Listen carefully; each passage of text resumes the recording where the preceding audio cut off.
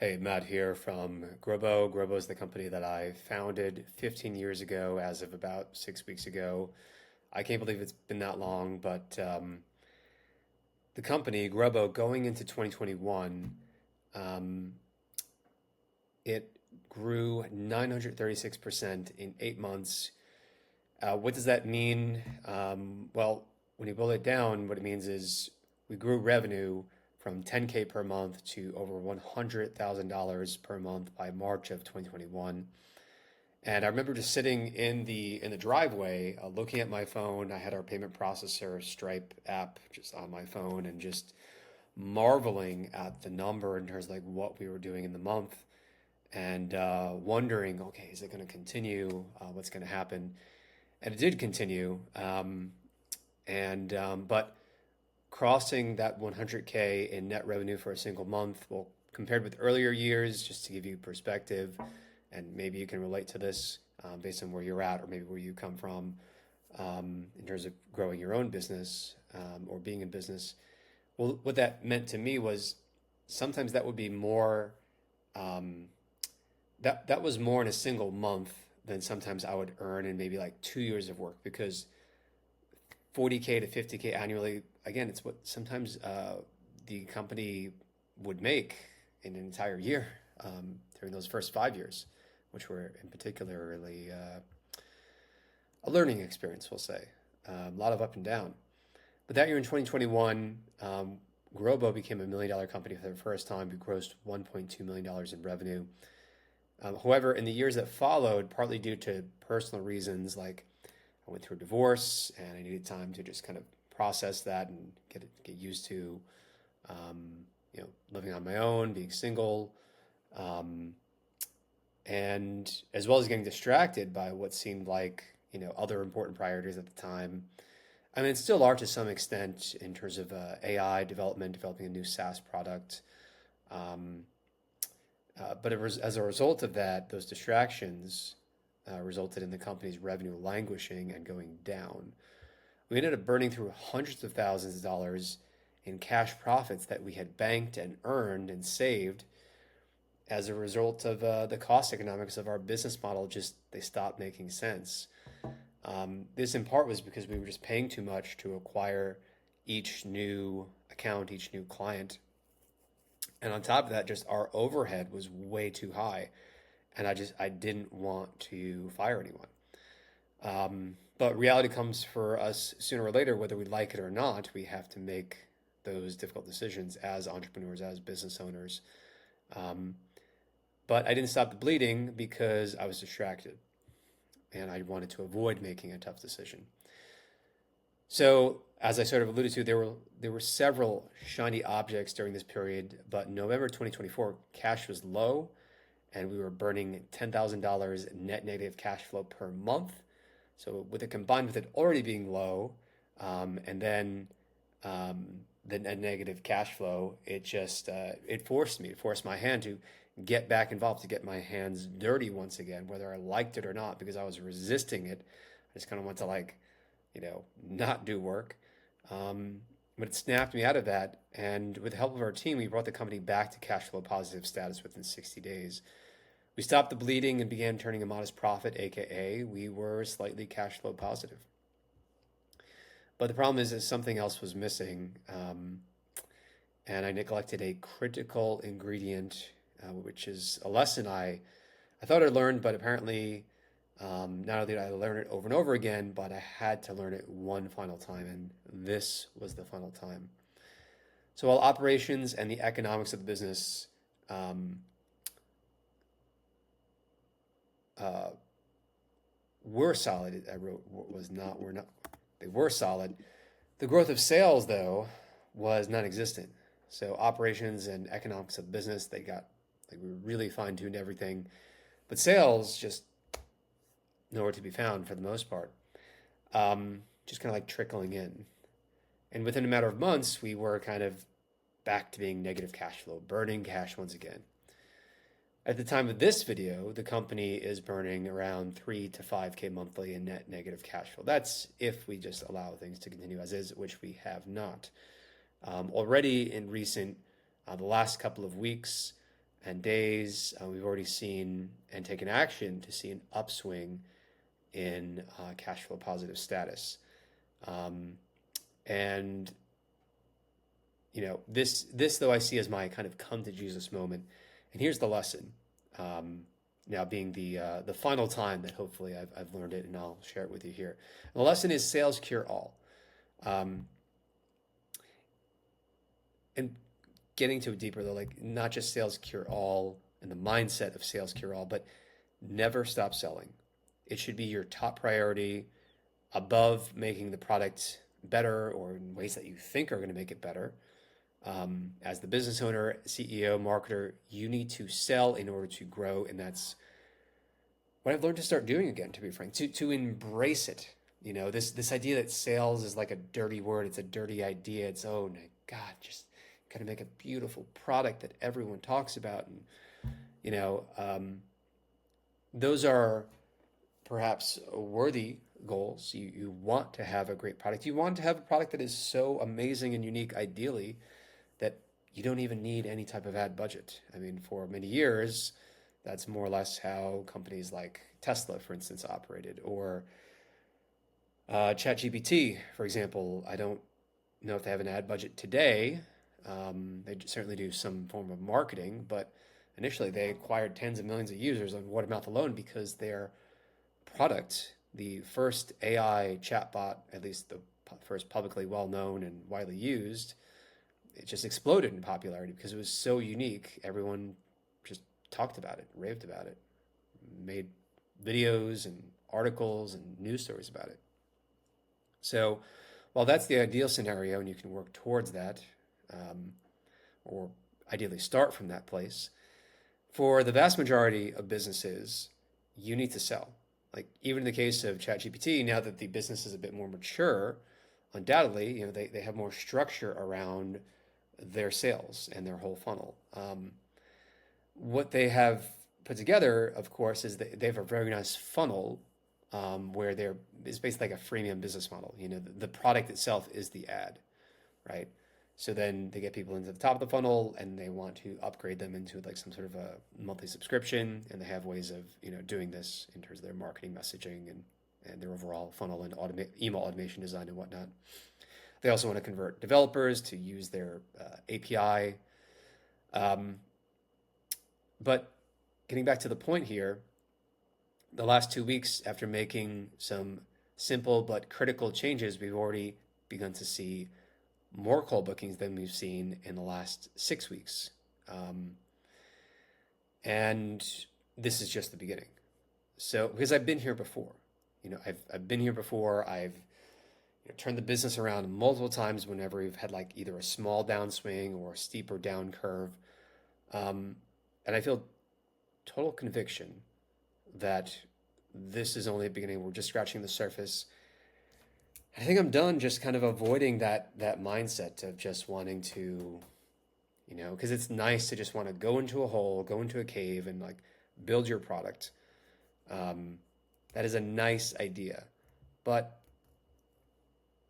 focus on going to market. Talk to people. What impact is it going to have? Sell first, build second. Sell first, build second, because it is the act of selling that you will often get the most feedback and data from. It's like, okay, well, does it have this? Well, no, it doesn't have that feature. Well, I'll buy it if it has this feature, as an example. So the team and I, we've only just begun to scale up, and I'm so excited to share the progress in the coming days and weeks with you. But for your own case, because I was reading the book last night, just got sucked into it. The Ready, Fire, Aim, 0 to 100 million flat, 0 to 100 million in no time flat. And I think it's chapter 2. It's called The Supremacy of Selling. He was just talking about, like, pointing out, like, all these businesses that have, because sometimes, as Hormozy likes to say, for instance, we need to be reminded more than we need to be taught. Because, I've got, as an entrepreneur, almost 20 years under my belt at this point. As an entrepreneur running startup businesses, and with this company in particular, Growbo, which I hope to run and grow for the rest of my life, 15 years so far. So I'm no stranger to this, but being reminded of this concept is so incredibly valuable. Um, and I hope that it's valuable for you too, because I just want to convey what clicked for me when I was reading this, where the author of that book, Ready, Fire, Aim, he was just talking about it because he's built multiple $100 million companies. So this is a guy, he's a serial entrepreneur. He knows how to sell, he knows how to build businesses, he knows how to invest. He built his first $100 million company by the time he was 37. So, um, and this is in, I mean, adjusted for inflation, is probably about $250 million company today. So anyway, basically, what clicked for me was just his repetition in terms of like a case study of, there was one company in the early 2000s where the person like put $10,000 into building a website and got all this press for their website saying, I'm going to be the next Jeff Bezos. And then it totally flopped. He put most of his budget into the product and focused on very little on marketing. Um, and the market rejected it because there just wasn't a need for it for whatever reason, or just wasn't solving the problem in a way that people want it to be solved in. So there was some sort of mismatch, and that venture was a failure compared to another company, like again, on a completely different scale, completely different business and market, but still there was this other entrepreneur. He had about $1,000 to get started with. He put something like $300 into, it was like called like Street Glow was the name of the company. And they put lights under cars. So it's like kind of like a neon light would shine when the car would be driving and look kind of had kind of like a cool effect. I think some cars still have something similar like that today on the road. It's kind of a fashionable thing, but it looks cool. And basically, he just started with about $1,000. He put $300 into the initial prototypes, getting those done, and then the remaining 600 and change into um, into actually just going to events and trade shows and getting feedback from customers and taking pre-orders, and then used the deposits to actually fund the creation of the street light, street glow system that would be attached under these cars, because he was some sort of a mechanic, um, or auto detailing expert, and that's exactly what he did. And that company, he just continuously reinvested the profits and kept growing, growing, growing. So the contrast of those two, I found just around 5 a.m. last night, as I was reading this, just very persuasive. It's just an excellent reminder of, you know, basics. Just focus on sales.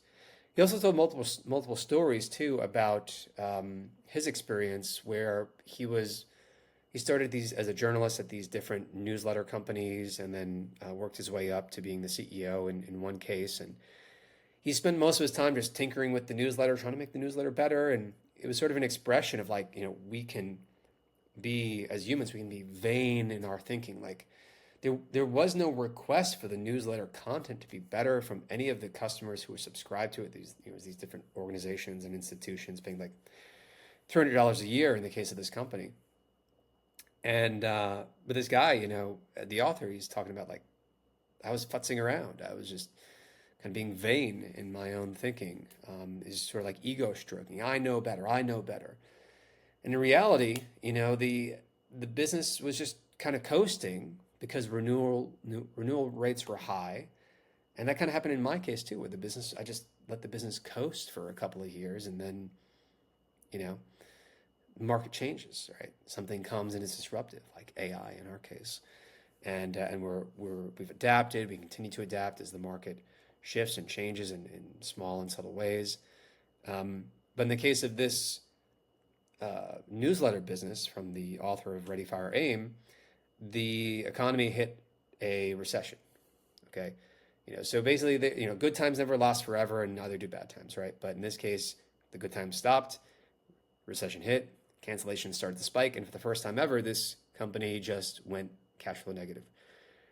And he was riding that company right down into the ground, ultimately, until he ended up exiting and someone else took over the business. And he felt terrible about it later, because once he joined a new venture. He was working with his boss, who I guess was the owner, and he later became partners with him. Um, and his boss mentored him and basically told him like, look, like, why are you trying to mess with the product? The product is fine. Is anyone complaining?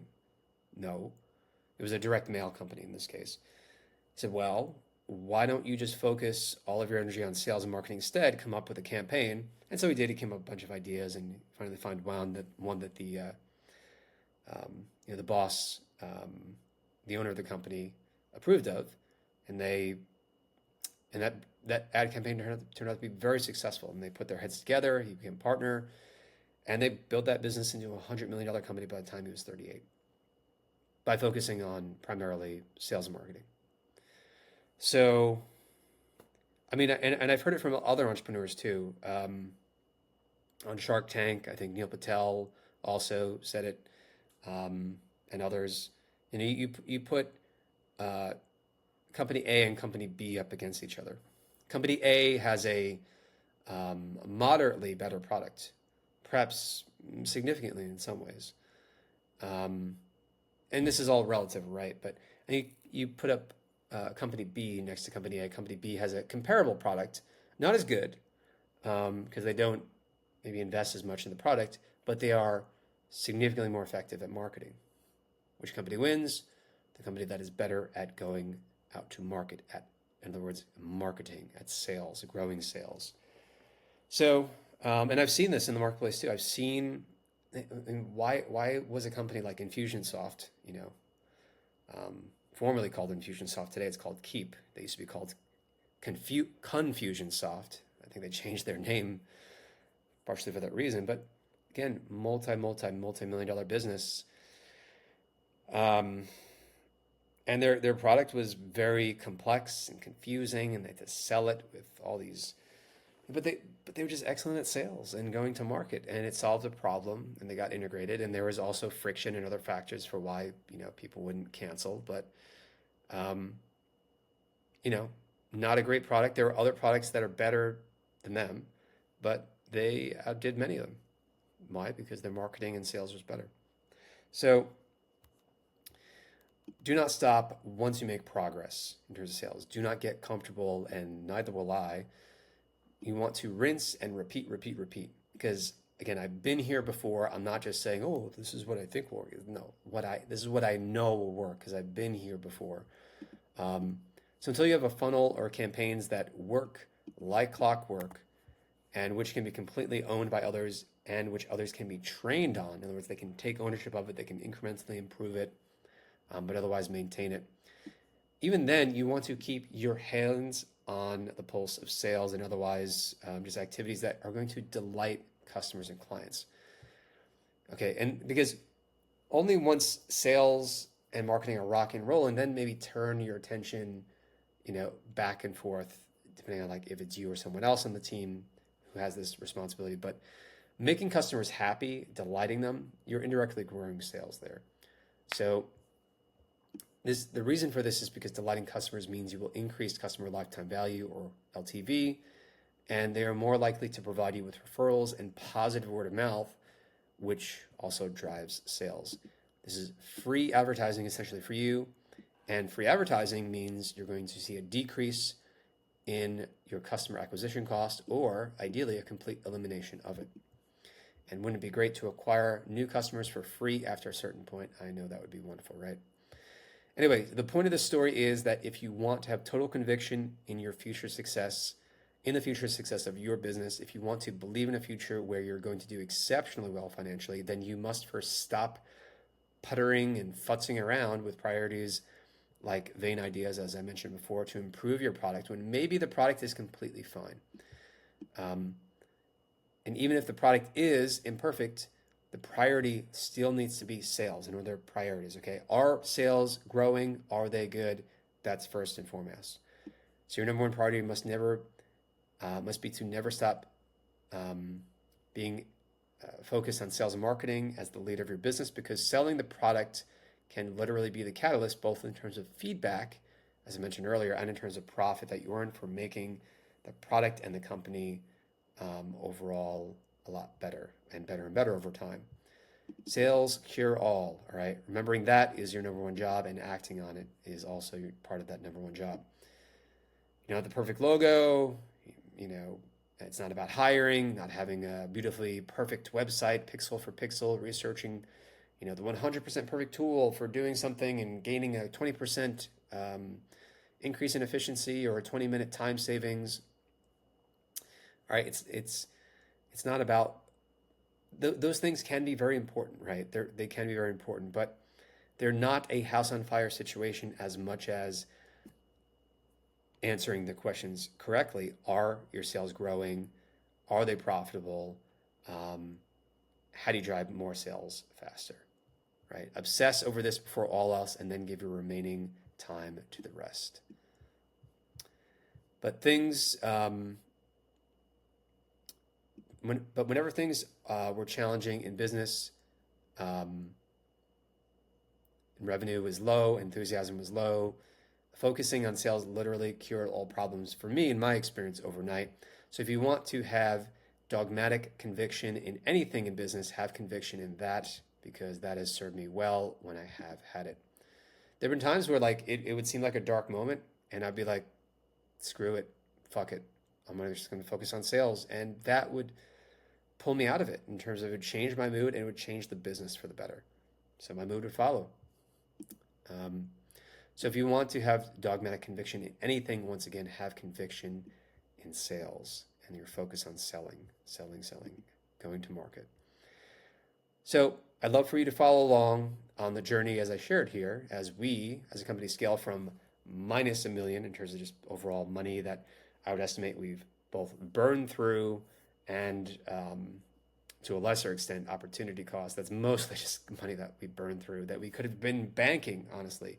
Money that was in the bank that we burned through, and also money that we could have easily adjusted in terms of profit margins, but didn't. So follow along, because I'll be sharing everything that I learned as we go from minus $1 million to plus $1 million revenue per month as a company. That is the goal. I'll be sharing just about everything I'm learning along the way, and I think this is super relevant to those who want to grow a service business, but also tech or tech-enabled businesses because of what we're building in the bigger vision. So subscribe and join me on our journey, which I'm tentatively calling Scale or Fail, ramping to seven-figure in sales per month. In other words, $1 million revenue per month.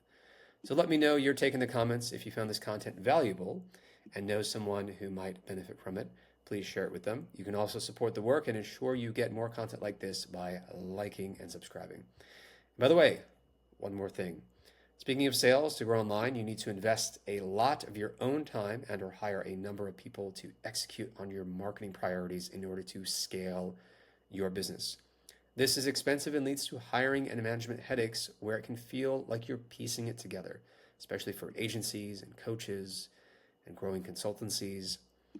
Instead, you can grow your business faster, and unlock your revenue bottleneck just by signing up for Growbo.com, because Growbo solves the problem for you by giving you a world-class full-stack marketing team, which includes copywriters, designers, support developers, video editors, ads managers, and more. 9 people in total, 13 separate skill sets. And it's to them, your full-stack marketing team provided through Growbo, that you can delegate unlimited tasks for a flat monthly fee that costs less than hiring one full-time VA. It's an amazing value. And if you're not over the moon happy and feel that Growbo is helping you to scale your business and grow your revenue and profits within the first 2 weeks of signing up, then you don't pay. Go to Growbo.com now to learn more and book a call to get started Growboing your business. Again, that's Growbo.com. Thank you for listening. Please like, subscribe, and share. I will see you in the next video. Peace out.